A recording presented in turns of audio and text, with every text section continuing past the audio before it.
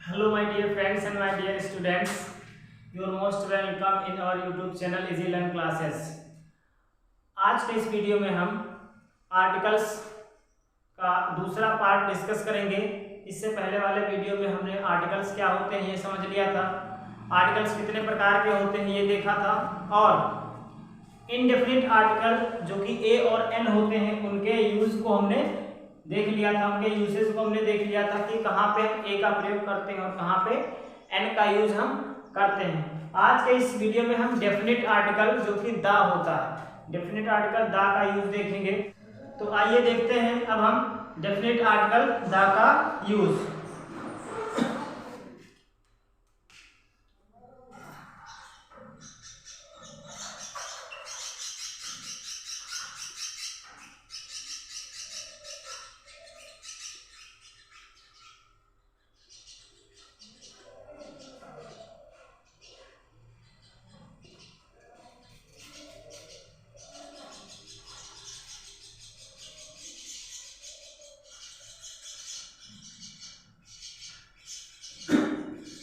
देखिए definite article दा का यूज कहाँ पे किया जाता है और कैसे किया जाता है। तो चलिए स्टार्ट करते हैं। डेफिनिट आर्टिकल्स, सबसे पहला पॉइंट आप लिखेंगे नंबर वन पे आप लिखेंगे the used before the name of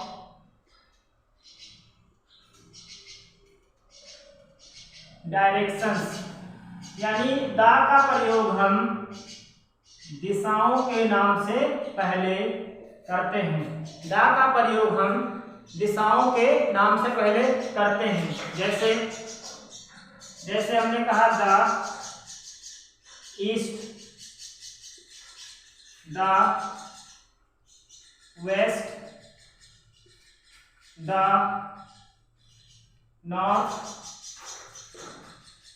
the south. तो दा का प्रयोग हमने देखा कि दा का प्रयोग हम दिशाओं के नाम से पहले करते हैं। दूसरा पॉइंट में लिखेंगे आप the is used before the name of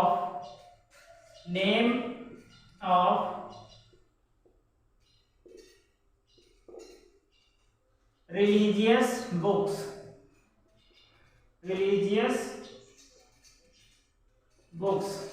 जितनी भी धार्मिक पुस्तकें होती हैं या धार्मिक किताबें होती हैं उनके नाम से पहले दा का यूज किया जाता है। जैसे फॉर एग्जाम्पल में आप कह सकते हैं the Gita, the Mahabharata,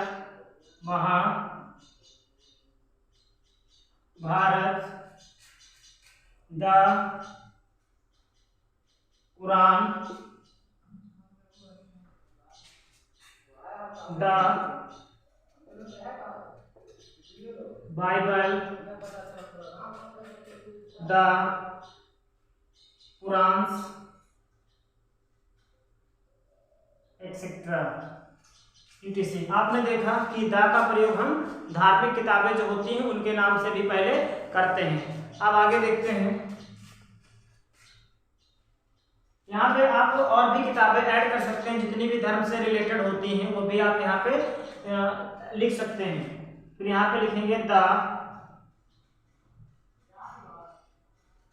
the is used before the name of desert. Desert क्या होता है? डेजर्ट मतलब होता है रेगिस्तान या मरुभूमि। तो आप रेगिस्तान जो भी होते हैं या मरुभूमि जो होते हैं, मरुस्थल जो होते हैं, उनके नाम से पहले भी दा का प्रयोग करते हैं। जैसे for example the Sahara desert, क्योंकि सहारा जो है एक रेगिस्तान है, तो इसके नाम से पहले हम दा लगा सकते हैं। द थार डिजर्ट भी आप लोग जानते हैं, तो थार डेजर्ट हो गया। इसके बाद गोबी एक आता है, द गोबी डेजर्ट etc। तो जितने भी रेगिस्तान वगैरह होते हैं या मरुभूमि होती हैं, उनके नाम से पहले हम क्या लगाते हैं, दा का प्रयोग करते हैं। तो पहली बात डायरेक्शंस के साथ करते हैं, दिशाओं के नाम से पहले, धार्मिक पुस्तकों के नाम से पहले करते हैं, और जितने डेजर्ट होते हैं, मरुभूमि हुए, मरुस्थल हुए या रेगिस्तान हुए, उनके नाम से पहले भी हम दा का प्रयोग करते हैं। अब चलते हैं आगे, आइए देखते हैं और भी दा का यूज हम कहाँ पे करते हैं। तो number 4, the is used before religious community.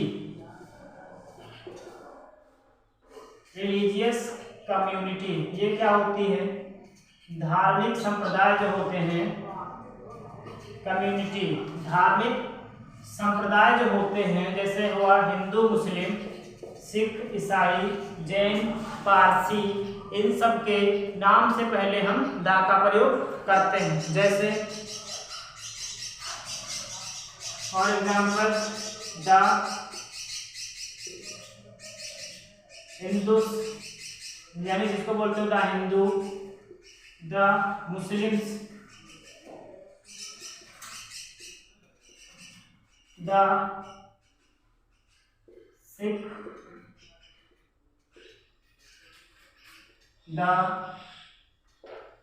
Christians,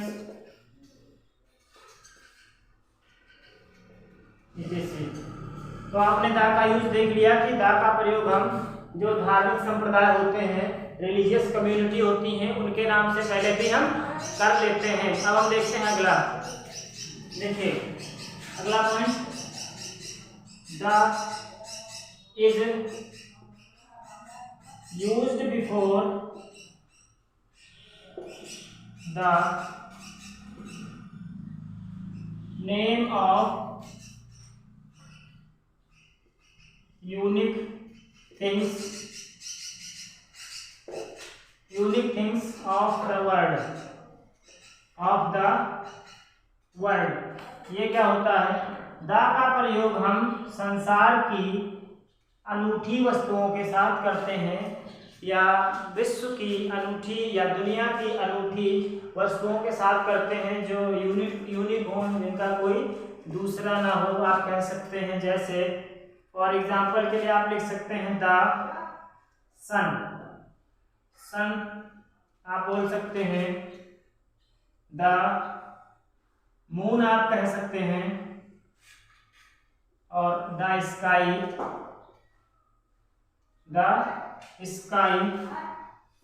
etc। Stars भी आप ऐड कर सकते हैं, द स्टार जो होते हैं, तारे वगैरह जो होते हैं, उनको भी आप यहाँ पे ऐड कर सकते हैं। तो इस प्रकार से आपने देख लिया कि दा का प्रयोग हम वर्ड की यूनिक थिंग्स के साथ भी कर लेते हैं। वर्ड की यूनिक थिंग्स जो होती हैं, अनूठी वस्तुएं, उनके साथ भी करते हैं। जैसे दा हमारी अर्थ हो गई, यानी हमारी पृथ्वी हो गई, उसके नाम से पहले भी आप कर सकते हैं। और भी देखते हैं क्या होता है। यहाँ पे देखिए, the is used with historical buildings. ये क्या होती हैं, हिस्टोरिकल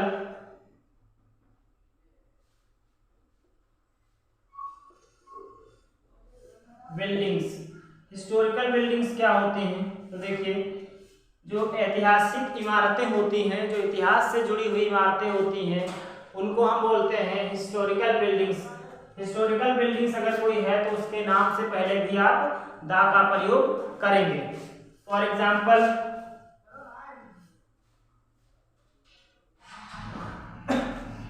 आप बोलेंगे the Taj Mahal, Mahal, the Taj Mahal हो गया, द रेड फोर्ट हो गया, उसके बाद द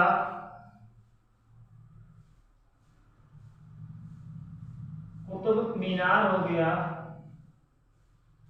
उसके बाद द जामा मस्जिद हो गई, जामा मस्जिद etc। तो आपने देखा ऐतिहासिक जो भी इमारतें होती हैं जैसे ताजमहल हुआ, लाल किला हुआ, कुतुब मीनार हुआ, जामा मस्जिद हुआ, ये सारी की सारी ऐतिहासिक इमारतें हैं, बिल्डिंग्स हैं, तो इनके नाम से पहले हम दा का प्रयोग करते हैं। अब हम देखते हैं दा का प्रयोग और कहाँ कहाँ पे हम करते हैं। तो देखिए नंबर 7, दा is used with musical instrument. ये क्या होते हैं? Musical instruments. म्यूजिकल इंस्ट्रूमेंट मतलब जो वाद्य यंत्र होते हैं, वाद्य यंत्र जो संगीत से जुड़े हुए यंत्र होते हैं, म्यूजिकल इंस्ट्रूमेंट कहलाते हैं। उनके नाम से पहले भी हम दा का प्रयोग करते हैं, जैसे तबला हुआ, सारंगी हुआ, गिटार हुआ, पियानो हुआ, हारमोनियम हुआ, तो इन सब के नाम से पहले हम दा का प्रयोग करते हैं। देखिए कैसे।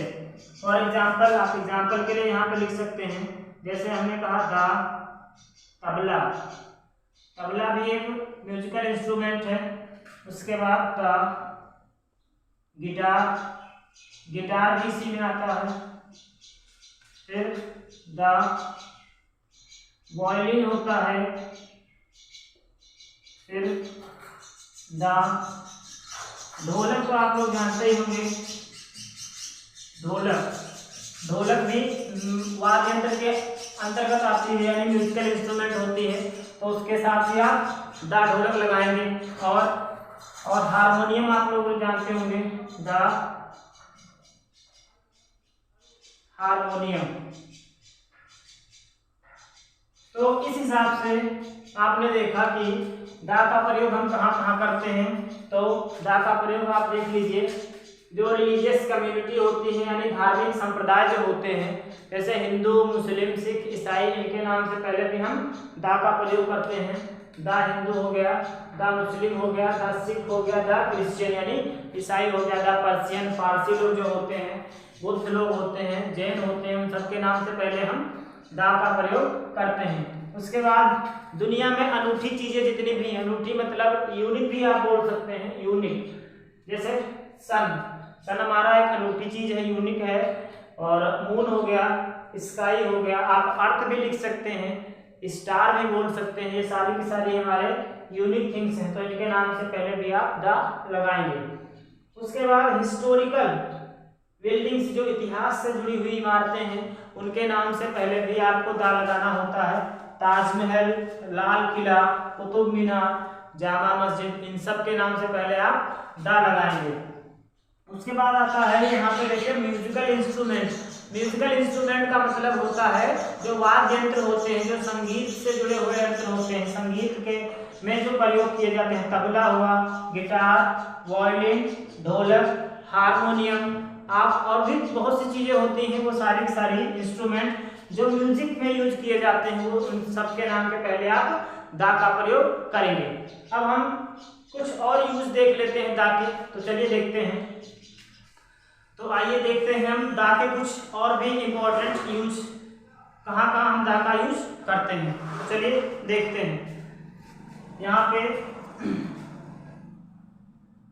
दा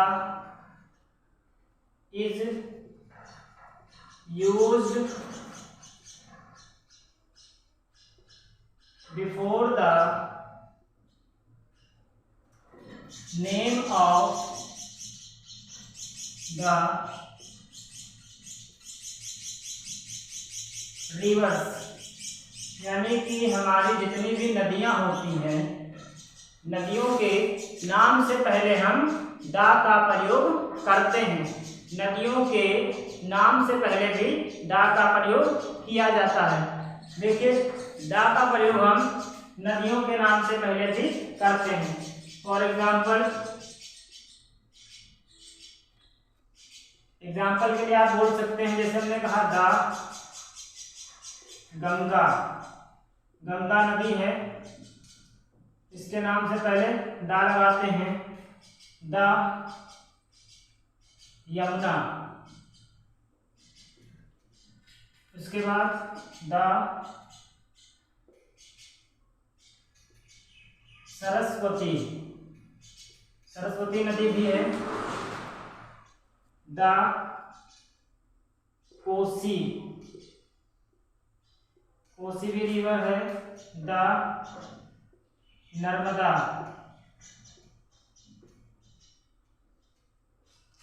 फिर दा अमेजॉन, अमेजॉन नदी भी है। उसके बाद दा नील नदी, नील आप लोग जानते होंगे। दा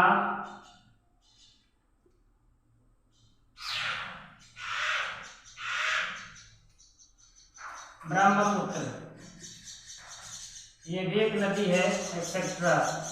तो इस हिसाब से या इस प्रकार से आपने देखा कि दा का प्रयोग हम नदियों के नाम से पहले भी करते हैं। अब हम देखते हैं दा का यूज और भी कहाँ कहाँ करते हैं। तो देखिए, दा is used before the name of sea, ocean, bay or gulf।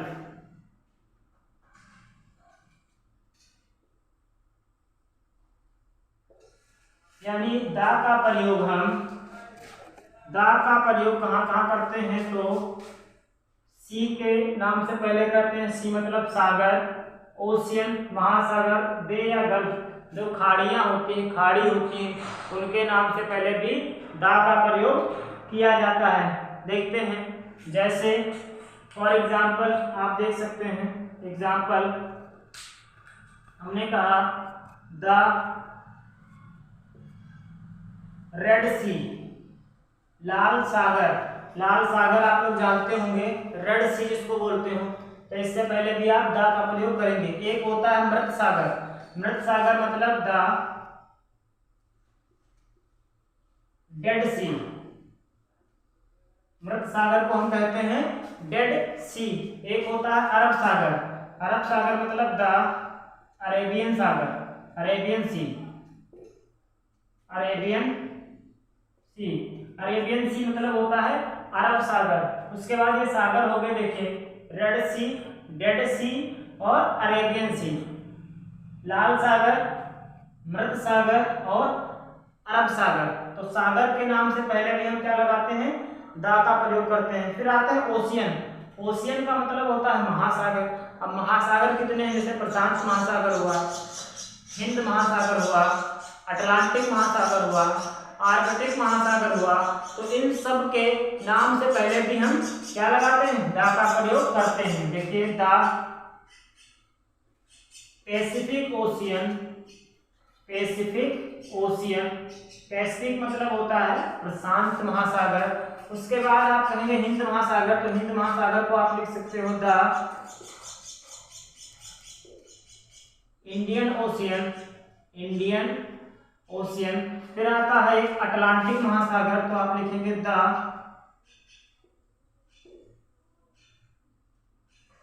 Atlantic ocean.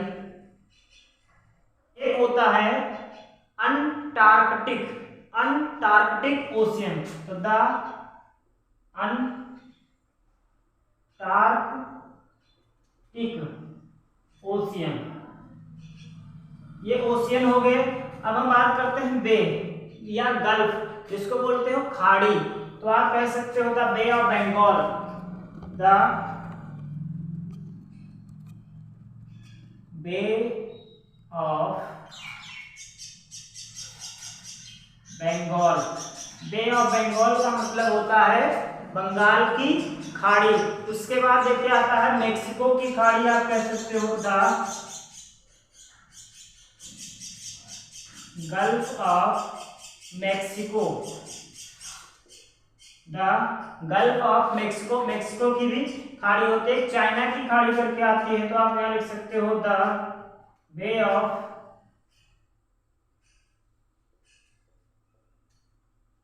China ETC। तो इस प्रकार से आपने देखा कि जो हमारा